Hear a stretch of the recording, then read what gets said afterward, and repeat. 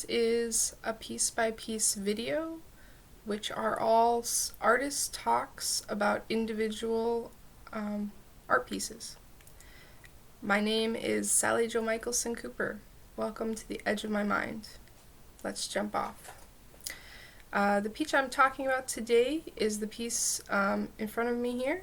It is called Monarchs Touch. It is the first of 4 pieces in my Phoenix series. Aesthetically, with my Phoenix series, I was experimenting with using a limited palette and following a style related to the print style of Mucha. This is an example of Mucha's work. It's prints of the 4 seasons.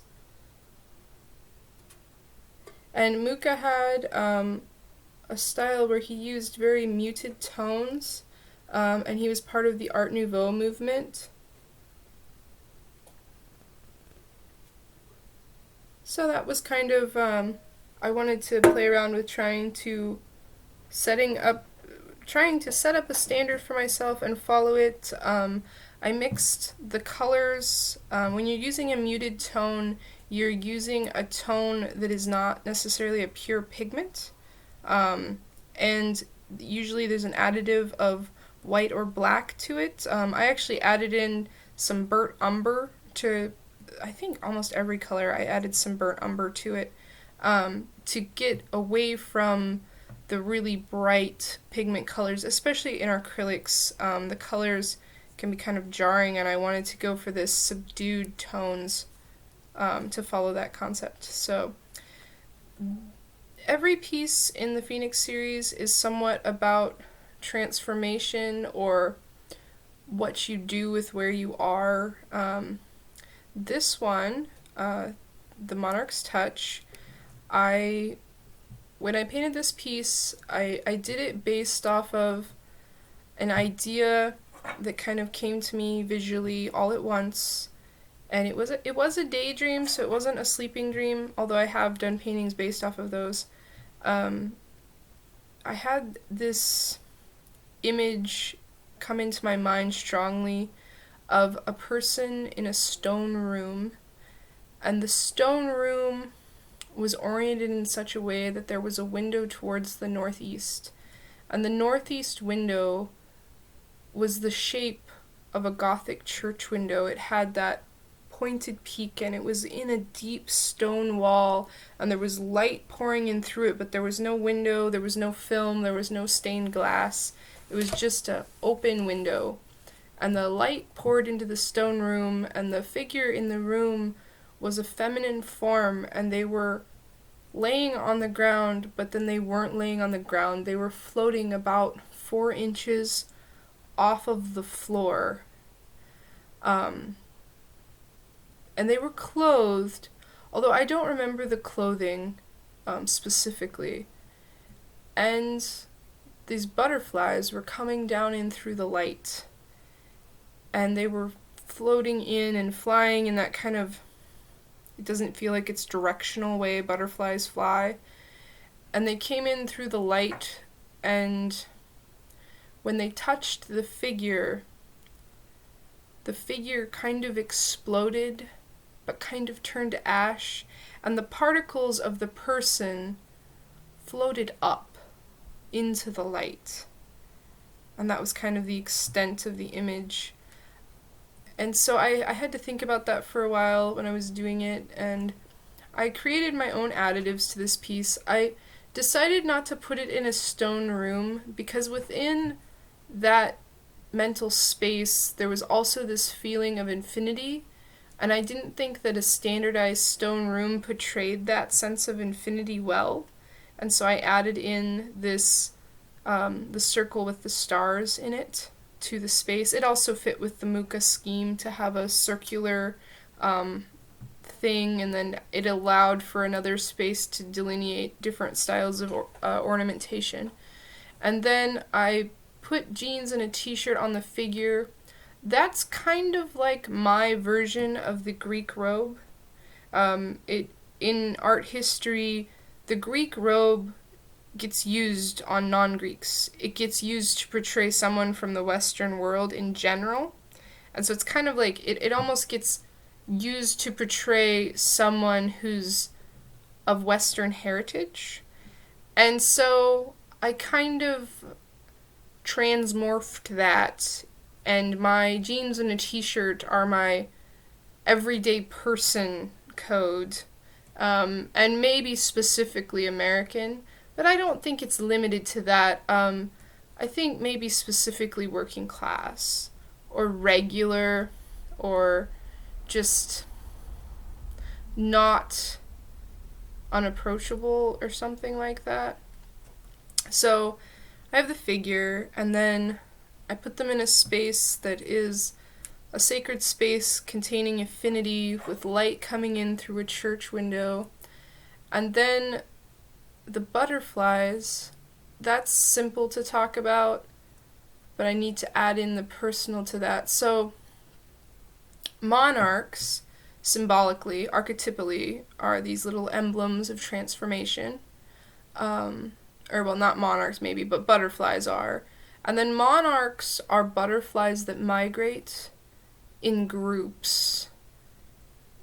And there's that going on. And then when I think about monarchs, it is wrapped up somewhat in a childhood memory of this movie, and I think the name of the movie is Tall Tale.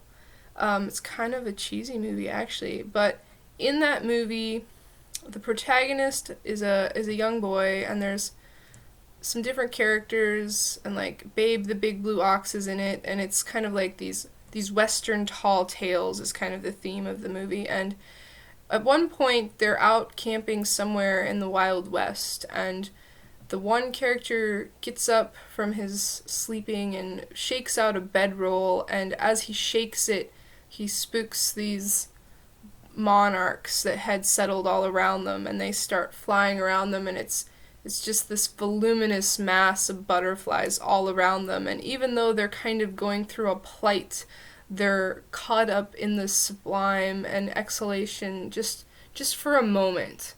And he says something like, it kind of makes it all worthwhile, and soon the telegraph will be here, and the trains will be here, and a man won't be able to stretch his legs, but this makes it all worthwhile. And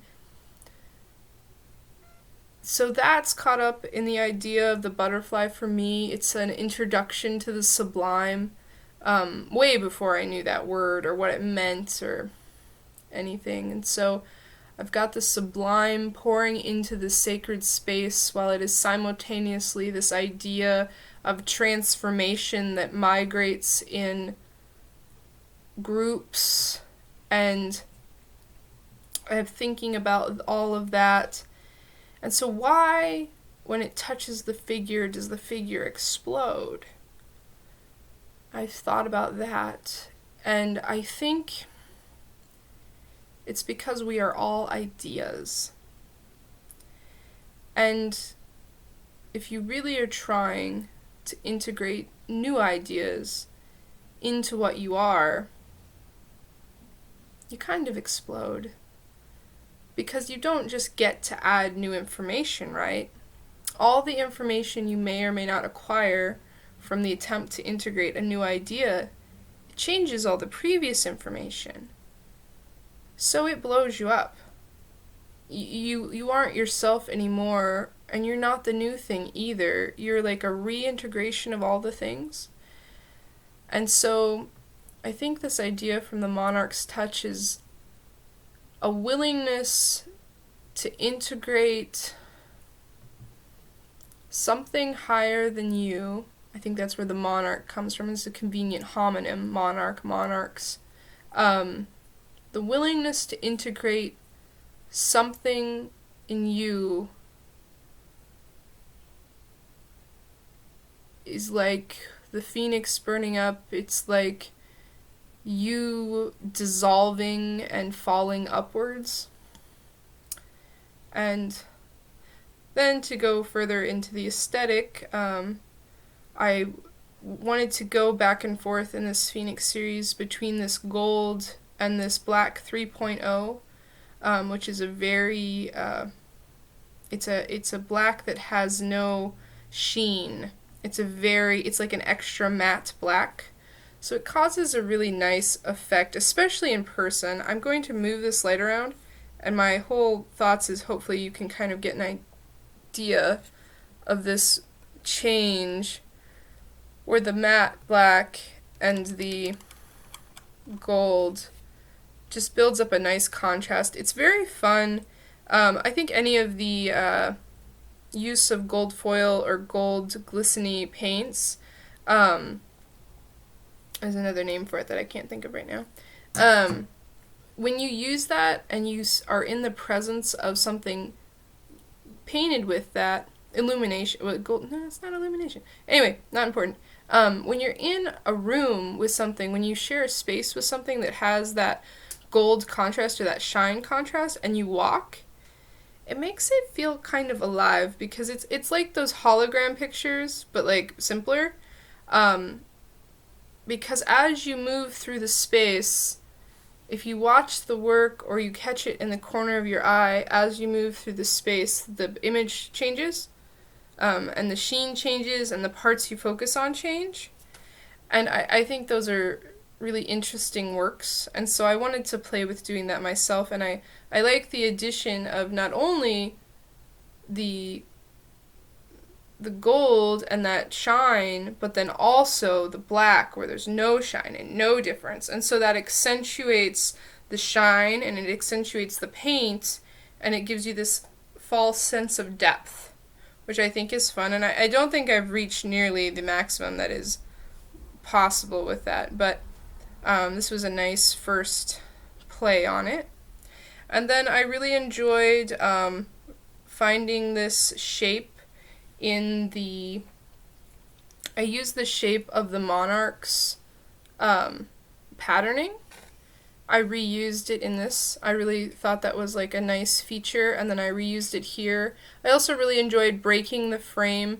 My light depiction, I think it's satisfactory for this work, but it's not like satisfactory to me as an artist. Like eventually I want to be able to do light in a more convincing way. And part of the reason I used this style was for present attainability. And later, I might not use this style. I might use a style that has more realism in it. But I don't want to lose these concepts, and I don't want to wait to put down these concepts in an enjoyable way until I'm completely skilled. I will probably revisit my concepts many times, hopefully at many skill levels, because like the point isn't how I can do it today, the point is the idea today. And I'll do it as well as I can, and if I find a style that is suited for the types of ideas, I think it's better to go with that style for now than try to reach a style I can't obtain and do that style poorly. Not that you shouldn't try to do that. I didn't want to do that though with this. I'll do that while I'm doing a study or learning realism more, which I highly encourage, even if you're doing stylized work, to learn realism. But trying to think if there's anything else. I think that's good for this piece. I hope you enjoy the work. I'm waiting to get all of the works from the Phoenix series photoed by a photographer friend of mine who specializes in glare, which I have made a work that is going to have, like, you need to know what you're doing to photo it in such a way that the reproduction will look good.